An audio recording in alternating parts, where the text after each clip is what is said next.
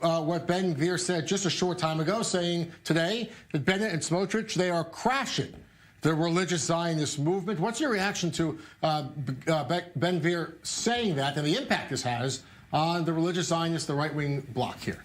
Well, it was Ben Gvir who actually crashed the right-wing bloc in the last election. He wasted 85,000 votes. You know, Jeff, this is a third election. We've never been here. For the first time, we're probably only going to have 8 or, maybe 9 lists that are actually going to be running for this. We might only have 7. We see parties uniting from left, from right. I mean, I look at the left. Orly Levy used to be Avigdor Lieberman's #2 back in the days when he was solidly in the right-wing bloc. She's running with merits now. People understand that the threshold is something that you have to take into account.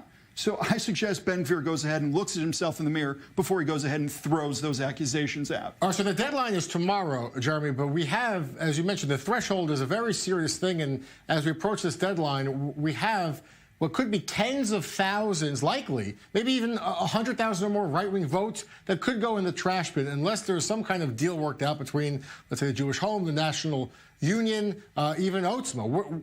What do you think happen in the next 30 hours or so? Well, if there's one thing we know about Israeli politics, anything can happen. And really, we have 31 hours until the deadline for the lists. You ask me what is going to happen. I think most likely we're going to see a situation in which we have some people decide that they want to be responsible.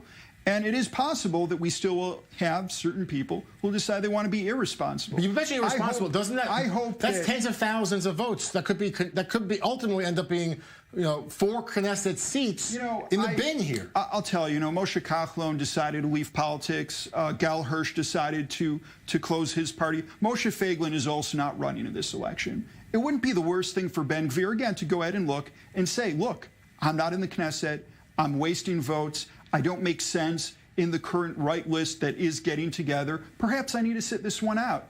There will be another Knesset election after this. There will be a 24th Knesset election. The right wing does not want to go ahead and see the left suddenly have a prime minister. In order to prevent that, we need to have people act responsibly during the next 31 hours, and I call on everyone to do so. Bennett's decision to run independently now, does this help Netanyahu? Does it hurt Netanyahu with an eye towards what likely would be another intense coalition negotiation period and a stalemate?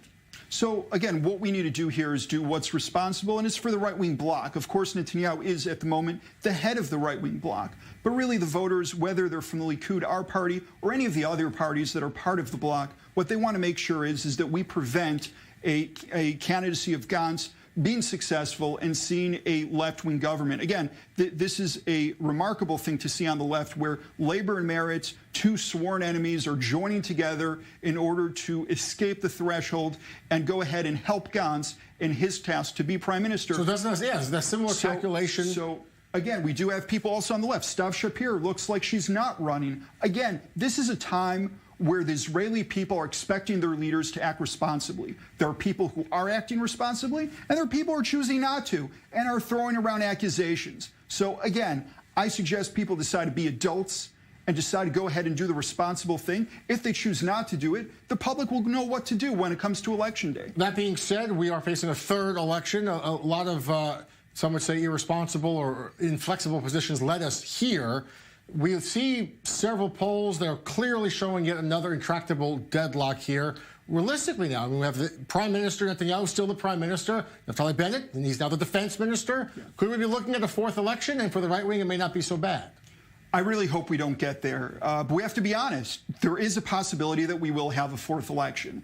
And that only happens in the scenario where Avigdor Lieberman passes the threshold. It's our hope that he doesn't. Because let's be honest, the Arabs, they made their decision with the joint list going ahead and backing, historically, Gantz for the prime minister position in the president's residence. They were willing to have a supply and demand in which they would have had a confidence vote where they would have supported a government presented by Gantz. So, again, we have a situation where the only person who made us go to this election and the only person who could send us to another election is Avigdor Lieberman. I'd like to call on people, if you're right, vote for the right bloc. If you're left, vote for the left bloc. Please don't make that mistake again. Please don't vote for Lieberman. All right, Jeremy, thank you so much for being with us on Daily Dose. Great to have your analysis. Again, the deadline for mergers about 30 hours away from now.